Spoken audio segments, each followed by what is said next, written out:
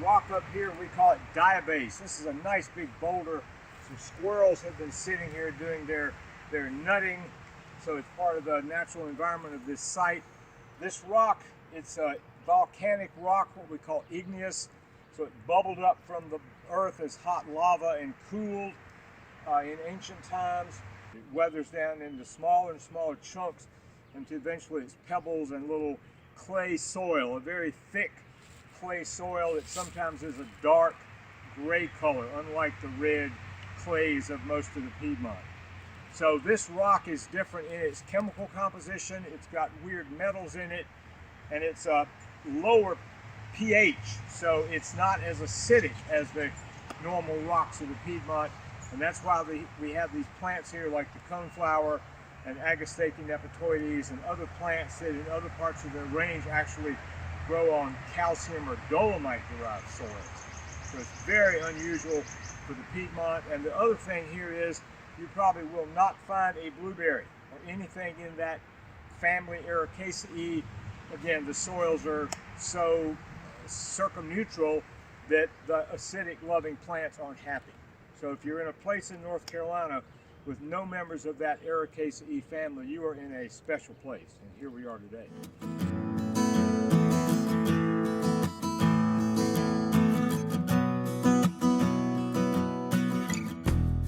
We love to see these big oak trees. This is a beautiful old white oak with this platy bark. It's a very thick platy bark. That helps this tree be resistant to and tolerant of fire. So controlled fire is used to manage the site and keep the understory open. But we love these big, beautiful oak trees. The two most prominent ones here are white oak and then post oak. We'll take a look at a post oak. This is a big, beautiful post oak here. Probably a 70 to 100-year-old tree. Again, like white oak, the bark is very fire resistant. The leaf is a big, thick, leathery leaf, kind of with a cross shape. So that's how you would tell this from white oak. The other components of what would naturally be a woodland here, there's a lot of smaller eastern red cedar, and there's been a lot of American ash, but sadly we're losing the ash to the emerald ash borer. Here's an absolutely beautiful shagbark hickory, part of our Diabase woodland. Long, dramatic, shaggy bark on this tree, and again the thick bark helps it to be resistant to the periodic fires that come through here to help keep the understory open. This is a shortleaf pine. The cones are smaller and the needles are shorter, and there's usually 2 or maybe 3 in a bundle. Loblolly always has 3. So this tree has got kind of a smoother bark, it's flaky, and then down here at the base you can see how it got a little fire scar, but it's perfectly happy with that. This is a nice component of our what would be a oak, hickory, pine Diabase woodland.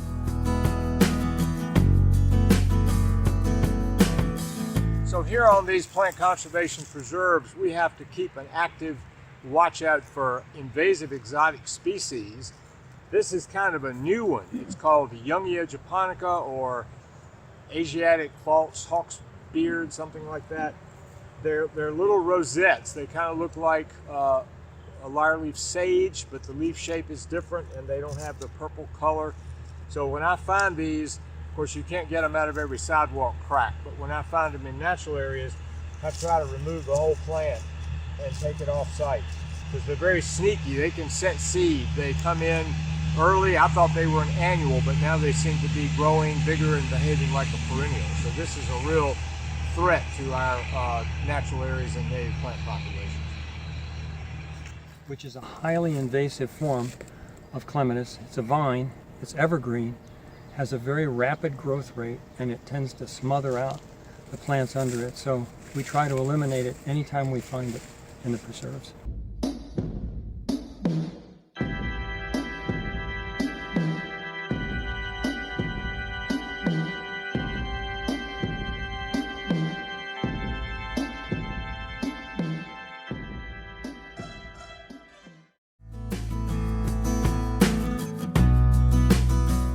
You can see the railroad iron here. So this was originally cleared and opened up for a railroad track that probably carried tobacco from northern Durham County into the tobacco factories in town. The railroad, as you can see, was abandoned. A water line was put in here, and that reopened the site and brought more attention to the site. And then just a couple of years ago on a native plant tour of the site, Leslie Stark discovered the sumac, which is another federally listed plant. It's very unusual. Apparently likes the diabase soil, but it mostly likes it open. So this area had grown up in loblolly pine, and then it was cleared, and then the sumac, which was already naturally here, began to flower and thrive. It's a great success story in terms of management of the site, being aware of its history as an open area on the diabase, and then the recovery of this population of the rare sumac. We got really lucky today. This is a beautiful little orchid, brownish purple. It's got no chlorophyll, so it must be parasitic or saprophytic. It's got some other means of getting its nutrition other than having green leaves. It's called a Hexalectris spicata. So we're right here in a diabase jumble of boulders, and here's this beautiful little orchid. This is truly one of the most beautiful plants that you can find in the diabase-derived soils around northern Durham. This is a tall larkspur. This is Delphinium exaltatum, and it's a beautiful and just remarkable plant. It likes the lower slopes, which are more moisture, mesic type of areas. Even though it's in the diabase woodlands, it's an unusual phase of that woodland community. It makes it harder for them to survive because probably fire would not have been as frequent here. They're found on roadsides, and they have a hard life there with potentially mowing and herbicide use under power lines. It really is an extremely threatened plant as well as a very beautiful plant. Agastache nephitoides, which is the yellow giant hyssop. They have square stems. They're in the mint family, and these have very woody stems that last sometimes 2 or 3 years. But you can always feel the 4 sides to the stem.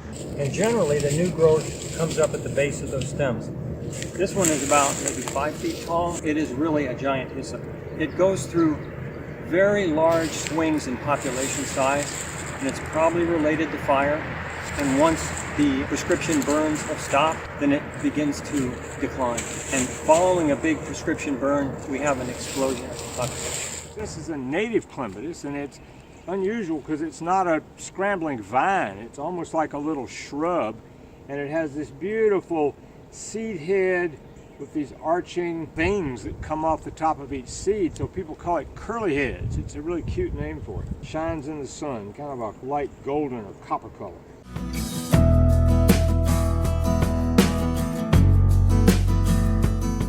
So we're here to look at a population of Echinacea levigata, the smooth coneflower. And this is basically a Piedmont and Ridge and Valley endemic. It goes from the limestones of Virginia down through North Carolina on diabase rock and down into Georgia and South Carolina. Very scattered populations. It's federally listed as endangered. And here in the preserves around Peny's Bend, we've done a lot of management and augmentation of these populations to be sure they survive. This looks excellent today. The flowers are a little bit beyond their peak of bloom. The very narrow petals hang down, they decline. And the leaves are very smooth, as the name would indicate. So this is a really special plant, and we're really proud of the work that the Friends of Plant Conservation and the Plant Conservation Program have done with this site. It's really special. We are at the back of Williams, which is separated quite a bit from the front. And if you look across to the slope that goes up, you will see the back of the Freudenberg property. And that is where we found some smooth coneflowers, 3 plants. And we have planted seeds from those and have put them here on the back to grow. So we have, I think, 21 or 22 plants that started out as seeds from the Freudenberg one. Deer are much more active in the back of the area, so we have to spray, and we put cages around most of them when they first get started, just to protect them and give them a chance to get established. Herb, what's in your deer spray? It's a lot of rotten eggs.